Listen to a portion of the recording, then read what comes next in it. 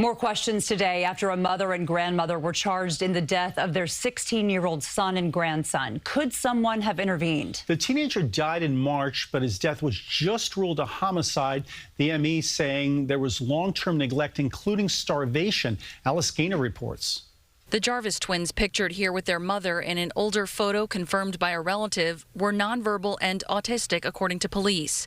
16-year-old Adonis died after being rushed to the hospital in March. Police sources say Geneva Jarvis told police and doctors at the time that she had been feeding his brother when she realized Adonis was not breathing. Police then went to the home on East 147th Street near Brook Avenue and found the other twin in bed, malnourished and dehydrated with bed sores. The boy's mother, 36-year-old Geneva Jarvis, and grandmother, 62-year-old Denise Jarvis, were arrested and charged with murder. Both pleaded not guilty, with attorneys for Geneva noting she has no prior criminal history.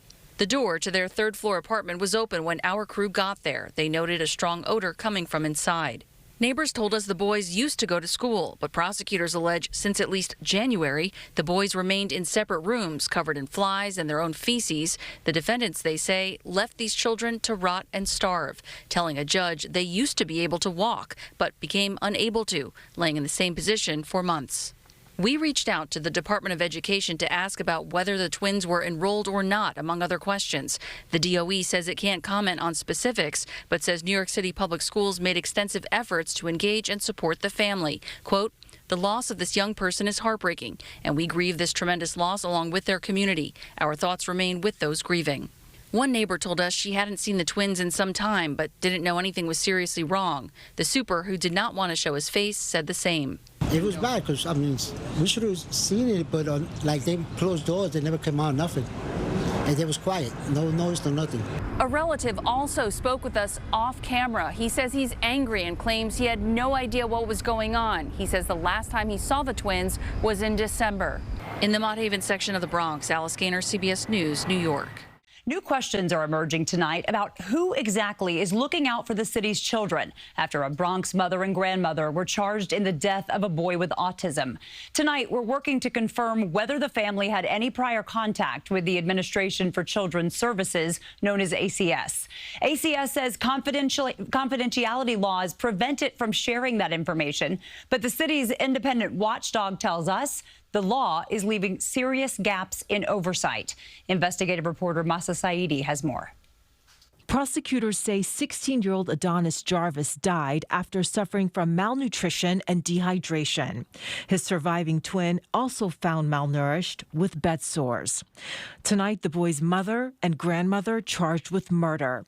As investigators work to determine exactly what occurred inside this home, CBS News New York Investigates is examining what happens after a child dies. The Department of Investigation, or DOI, is the city's independent watchdog.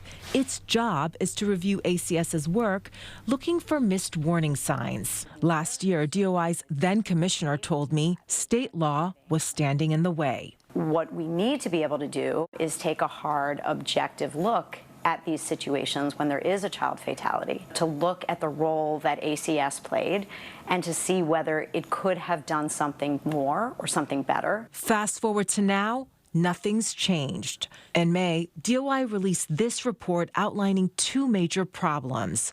First, the agency says it often has to fight to get access to any ACS record. Second, in some cases, state law doesn't allow DOI to see the record at all, including cases ACS determined to be unfounded. The watchdog says the consequences are severe. Last year alone, ACS had prior involvement with the families of 18 children who later died. But DOI says the law stopped it from reviewing the full history in 17 of those cases. A bill now awaiting Governor Hochul's signature would expand DOI's access. In a statement, a spokesperson says DOI, quote, supports and has long supported passage of this legislation.